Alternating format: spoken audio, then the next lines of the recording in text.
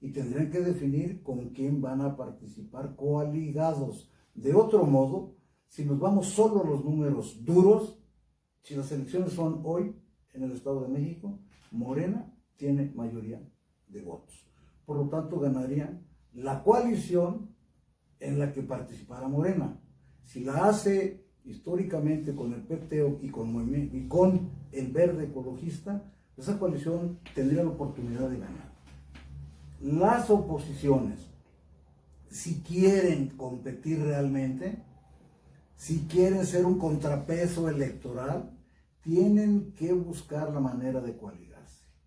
Los partidos de oposición, PRI, PAN o PRD, solos no tienen viabilidad para ganar la gubernatura del Estado de México. Cierto. Entonces, tendremos que ser pragmáticos en el sentido de que qué es lo más conveniente.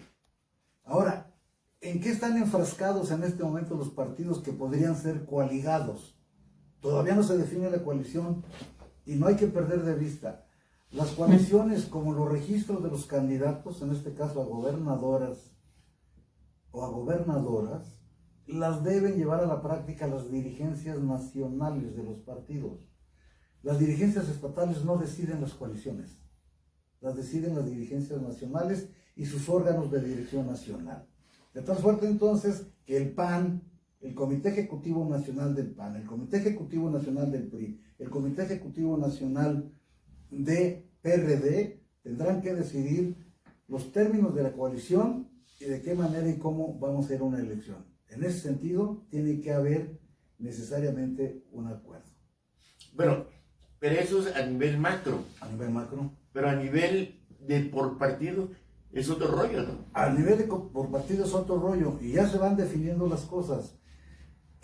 Morena en el Estado de México parece que ya definió, porque los escenarios así lo dejan ver, que será la maestra Delfina Gómez la que abandere a Morena y que el PAN pues ya tiene una definición en cuanto a quién pueda ser su candidato, que es Enrique Vargas. El PRI está en el escenario todavía de llegar a una definición de con quién puede, hombre o mujer, llegar a participar en la posible coalición.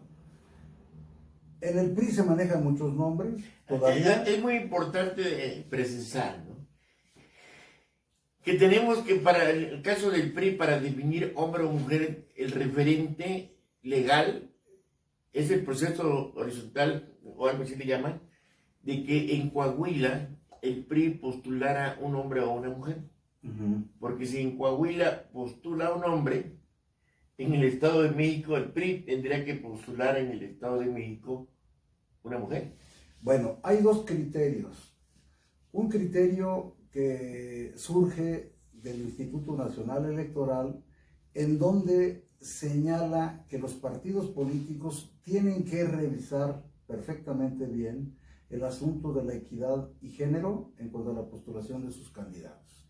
Y que una vez hecho el diagnóstico, tienen que trascenderlo y tienen que modificar sus estatutos en lo conducente a la equidad de género.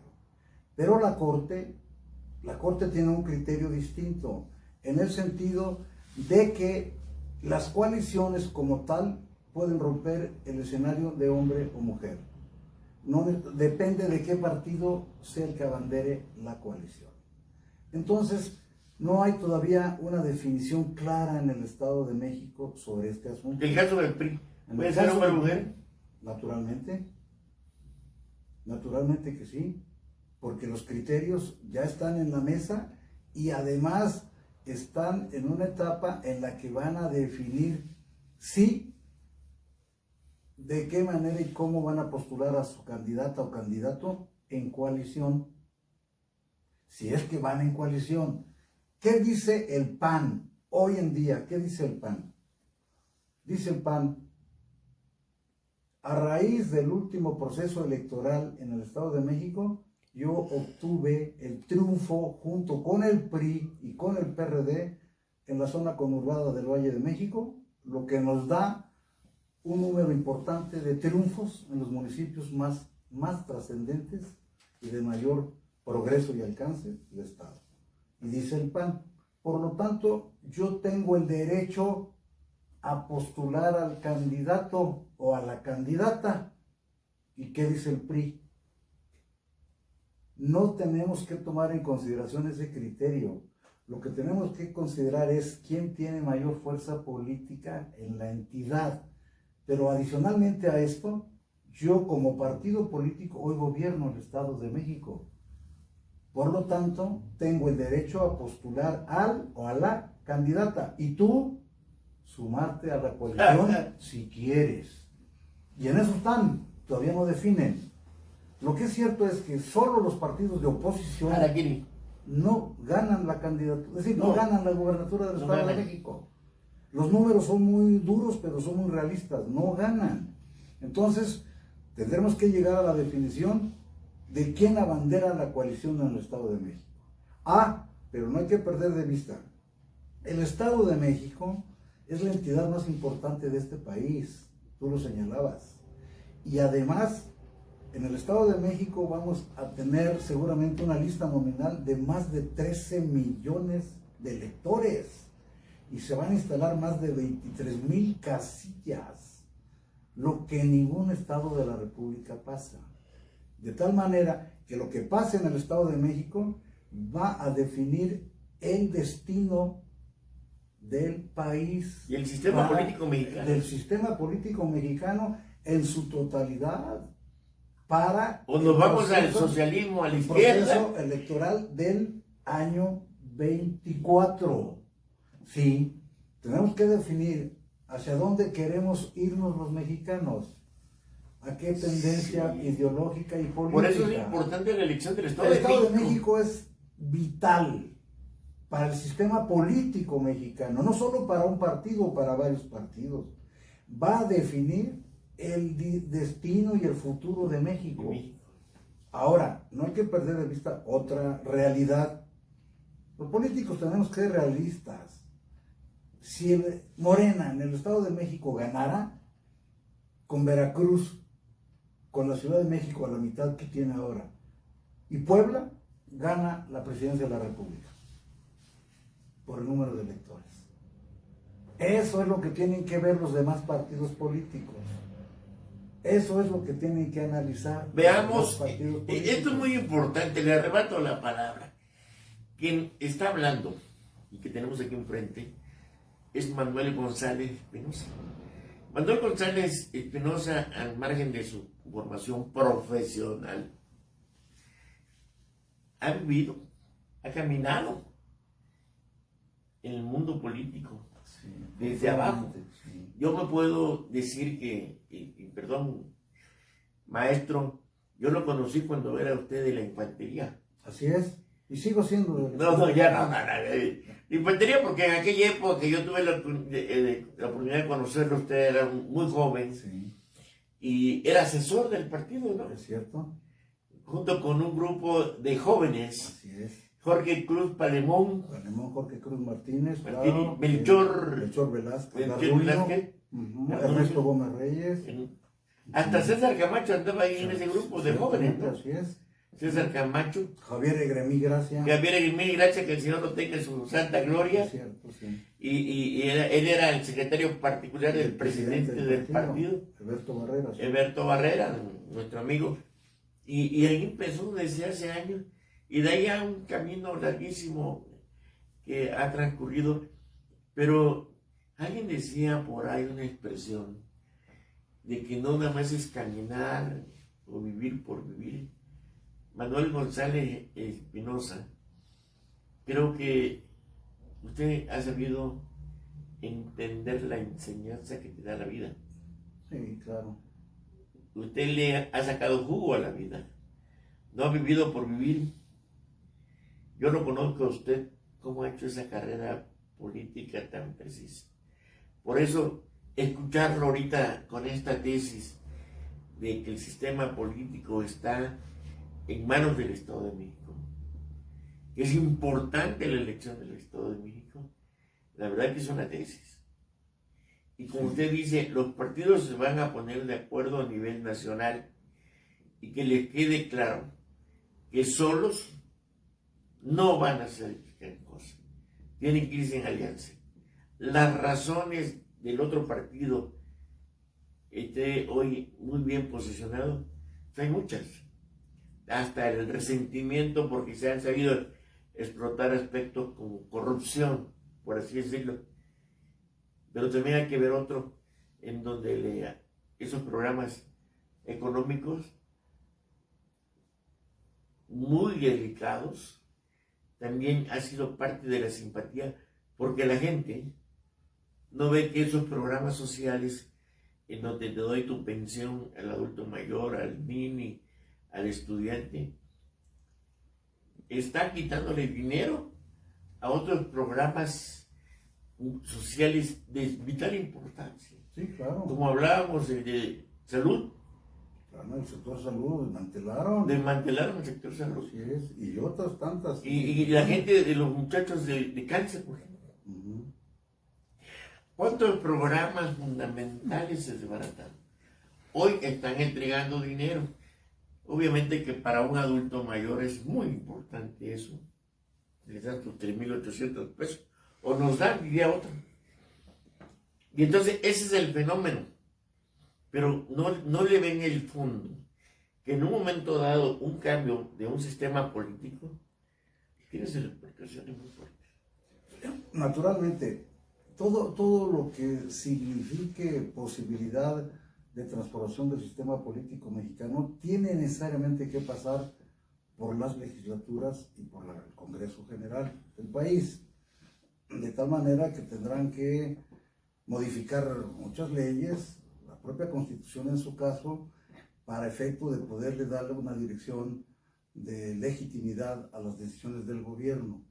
Pero en este caso y en este momento, sí vemos que violentando las disposiciones de imparcialidad y de legalidad, a través de los programas sociales se pretende lograr una decisión personal a cambio de prebendas, y no es conveniente ni prudente para una democracia.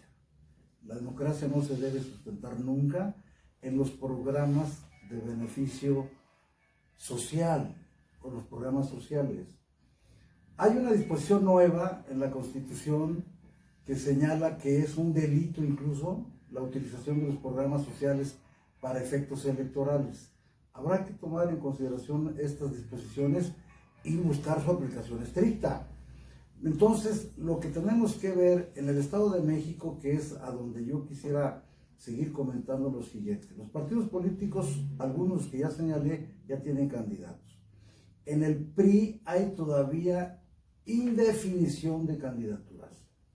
Hay varios personajes, mujeres y hombres valiosos. Tendremos que llegar a una definición en su tiempo y en su momento. Estamos todavía en los márgenes que establece la ley. Yo hablaré, si hablé de nombres ya en el PAN, si hablé de nombres ya en Morena, tengo la posibilidad de hablar de nombres en el PRI. El orden es lo de menos, no es un asunto personal, afecto o desafecto, no los tengo por ninguno, hablo de los desafectos. Está Ana Lilia Herrera, está Alejandra del Moral, está Laura Barrera. He oído hablar también de Marta Hilda González Calderón. En cuanto a las mujeres, no he oído hablar de otras mujeres. De hombres, pues está en este momento todavía en el escenario el exsecretario de Organización del PRI Nacional, está Ricardo Aguilar. Se comenta que también posiblemente esté moviendo el escenario para buscar esta posibilidad del propio Carlos Iriarte. El propio presidente del partido.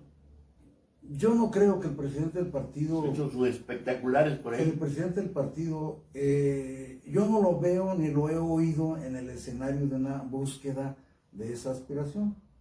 Lo que sí no creo que sea adecuado y prudente, que para promover a la institución política que estás dirigiendo, pues tengas que sacar un póster de las dimensiones y de los colores que vemos. Se ve con chafle, dirían los chavos. Que vemos en todos los escenarios. Yo creo que Eric Sevilla es un hombre experimentado. Yo creo que Eric Sevilla es un hombre que está dirigiendo, dadas las circunstancias que le presenta el escenario político a los periodistas del Estado de México, pero sí, yo no he oído formalmente una aspiración manifiesta como los demás compañeros y compañeras. Entonces, no es nada sencillo el resultado de una auscultación que tiene que ser el PRI para ver con quién puede competir de mejor forma. Una vez que el PRI tenga su candidata o candidato, se tiene que sentar con el PAN y en su caso con el PRD y si acaso Movimiento Ciudadano, con quién participamos como coalición, para que realmente sea una contienda a la altura de los tiempos que exige México. Ahora, la decisión la va a tomar la ciudadanía. El voto del pueblo del Estado de México va a determinar su destino, su rumbo. Pero también estará, cuando deposite la boleta en la urna, estará determinando el destino de su país. Y ya el 24 es un escenario más allá. Ahorita es el Estado de México, el que seguramente, además ya tiene encima toda la opinión pública y tiene encima toda la información y toda la atención a lo que sucede en la entidad.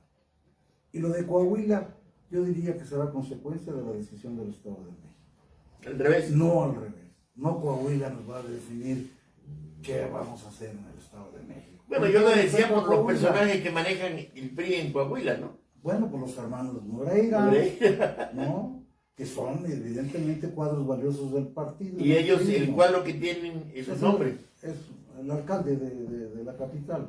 Se ha dicho que es el posible prospecto para que... Entonces, ¿cómo ve usted, vamos, para ya resumir, en el PRI, cómo ve? ¿Hay tranquilidad o hay confrontación? ¿Ya hay jaloneo? No, o sea, es natural que existan Oiga, simpatías. pero oiga, voy a hacer una expresión coloquial, ¿no? Como son mujeres las 3, 4 que se mencionan, no hay desgreñadero. No hay desgreñadero. Es natural que los priistas... Cuando veamos por aquí, como la lucha libre, ¿no? Sí, no Pero no se ha dado en esas circunstancias. ¿Ah, no? A esos grados no. Es natural que los priistas tengan un No, pero es concepto... cabellera contra cabellera.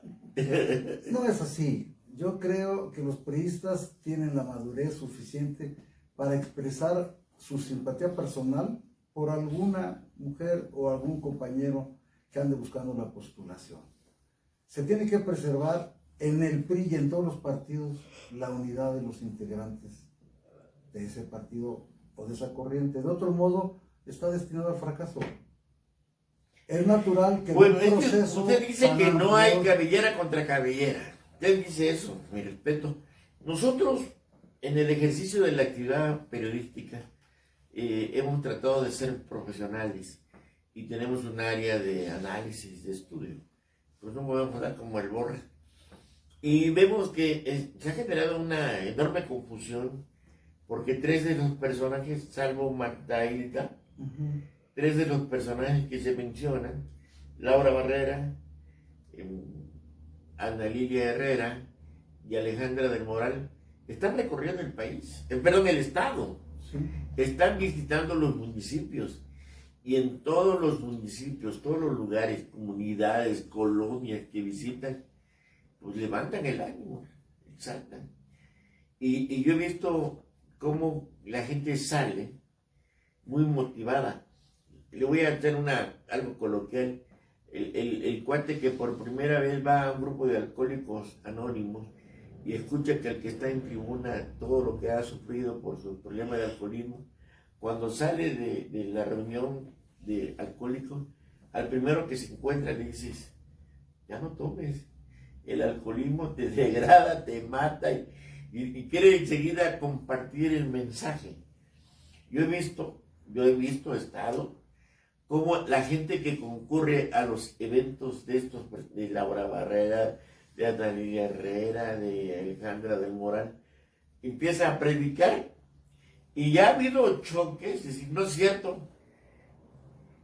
Una es la candidata oficial porque la patrocina el gobernador. La otra es la candidata de otro personaje. Y todos tienen su... Entonces, si hay, ya se está calentando el ambiente. Bueno, decía yo que es natural que los priistas, todos, hombres o mujeres, tengan la simpatía por alguno de los personajes que anda buscando la oportunidad de ser el candidato del PRI. Es natural. Bueno, pero ya no, para terminar, porque esta situación es inédita, ¿no? De que ya han de trabajar una cosa. Yo me acuerdo cuando Montiel, que se juntaron a los 6 que aspiraban y recorrieron el estado y juntos hacían sus planteamientos políticos sociales.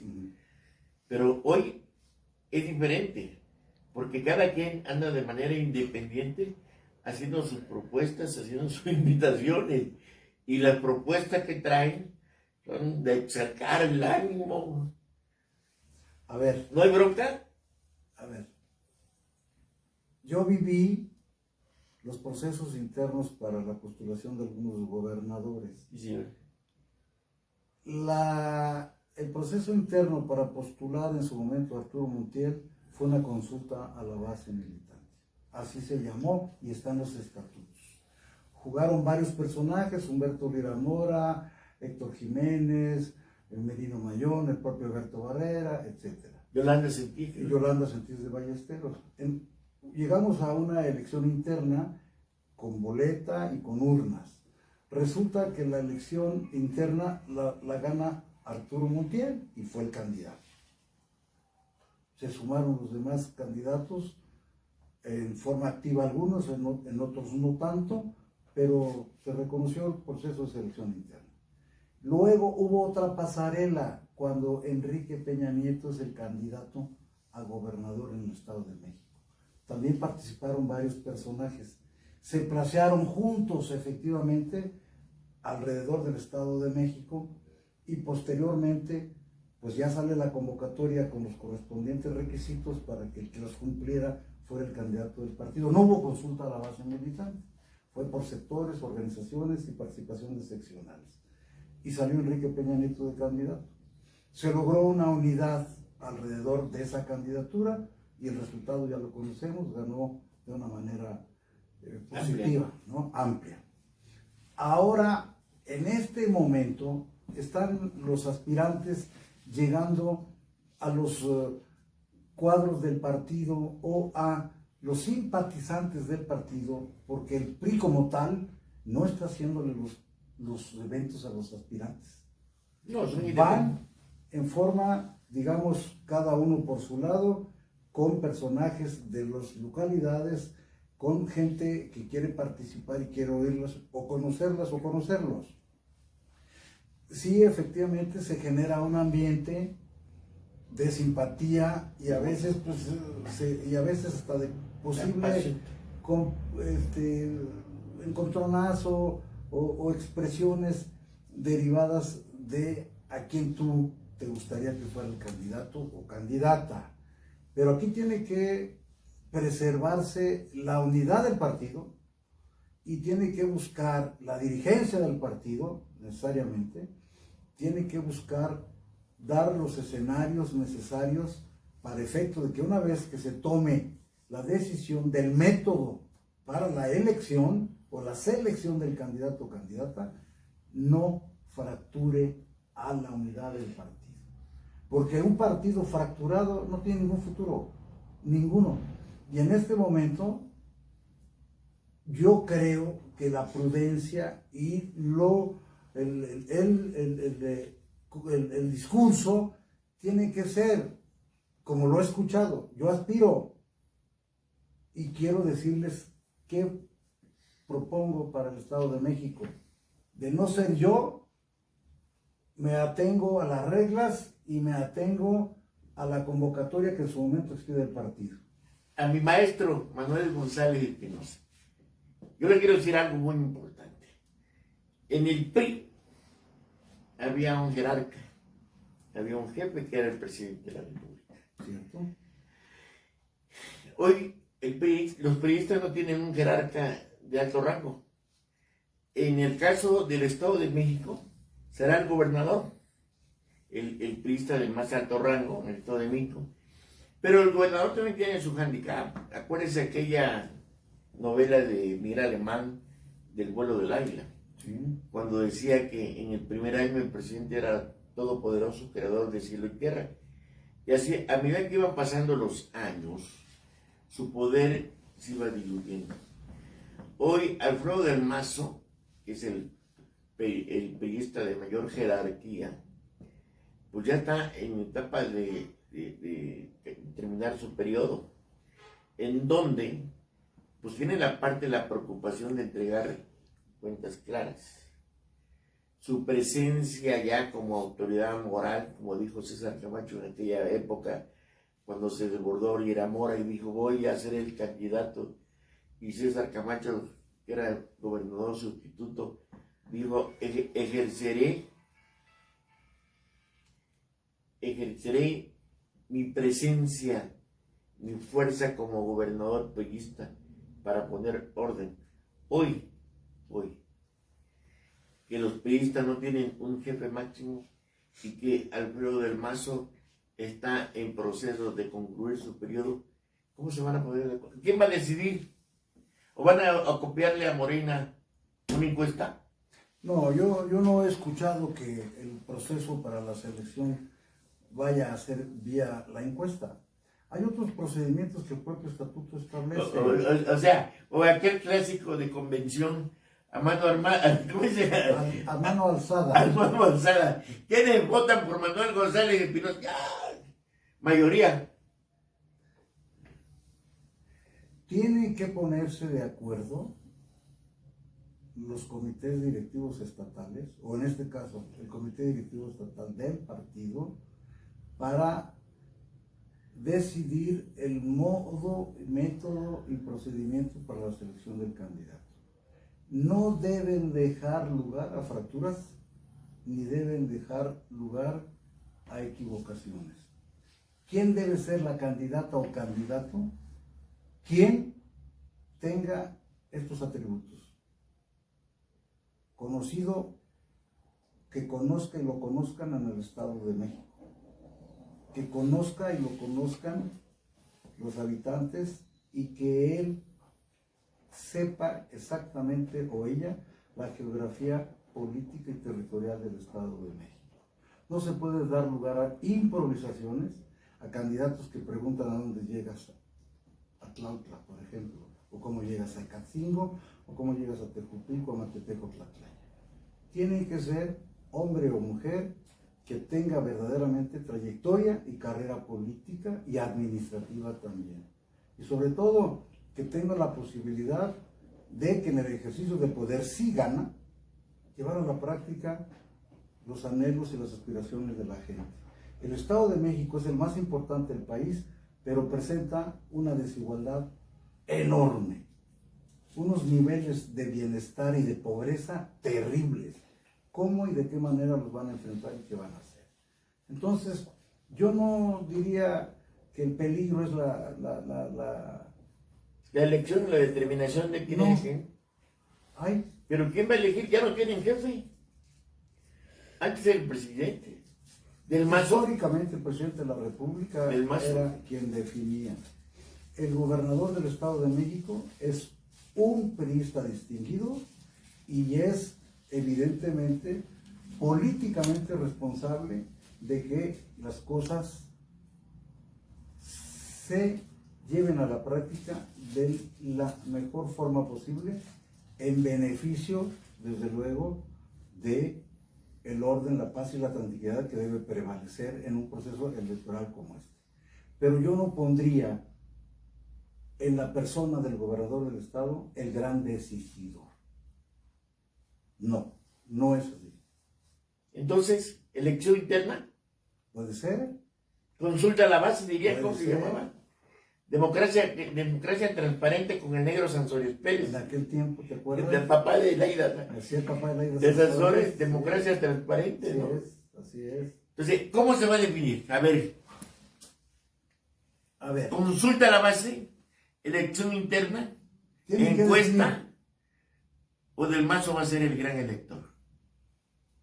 Yo no O Peña Nieto desde España. yo no diría que hay grandes electores en la decisión del Estado de México. Yo diría que el reto que tiene el PRI es encontrar el mejor método y forma de elegir a la o al que tenga los atributos para ser un buen competidor. De otro modo, no vamos a avanzar. De otro modo, no se podrá... ¿Pero cómo sería? Hay ¿Someter? formas, a ver, por ejemplo, dicen... Le meterían una máquina, Dicen algunos que la consulta a la base militante fractura y divide al partido. Tuvimos una consulta a la base militante con Arturo Montiel, que ganó la elección interna, y no se fracturó el partido. Y ganó el partido la elección de gobernador en aquel tiempo. Hubo una... Muy apretada, ¿eh?